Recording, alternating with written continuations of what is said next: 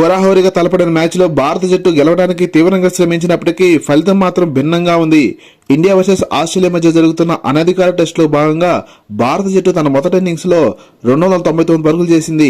అయితే 108 పరుగులకే 5 వికెట్ కోల్పోయి కష్టాల్లో ఉన్న దశలో ఆస్ట్రేలియా బ్యాటర్ సియన్నా జింజర్ 103 పరుగుల అమోఘమైన సెంచరీతో ఆదుకోగా ఆస్ట్రేలియా తన మొదటి ఇన్నింగ్స్ లో 305 పరుగులకు ఆలౌట్ అయింది. భారత bowler Saima Thakur super swing bowling తో 3 కీలక వికెట్ పడగొట్టి రాణించింది. 6 పరుగుల స్వల్ప వెనుకంజతో రెండో ఇన్నింగ్స్ ఆరంభించిన భారత్ కు ఓపెనర్ షెఫాలి వర్మ మరోసారి హాఫ్ సెంచరీతో మంచి ఆరంభాన్ని అందించింది. కానీ ఆస్ట్రేలియా బౌలర్ యామీ ఎడ్గర్ 5 వికెట్లు తీసి భారత్ ను దెబ్బకొట్టినప్పటికీ భారత బ్యాటర్ రాఘీ బిస్త్ 86 పరుగుల విలువైన ఇన్నింగ్స్ తో మరోసారి తన జట్టును కాపాడుకుంది. రెండవ ఇన్నింగ్స్ లో భారత జట్టు 286 పరుగులకు ఆలౌట్ అయ్యి ఆసీస్ కు 281 పరుగుల లక్ష్యాన్ని నిర్దేశించింది.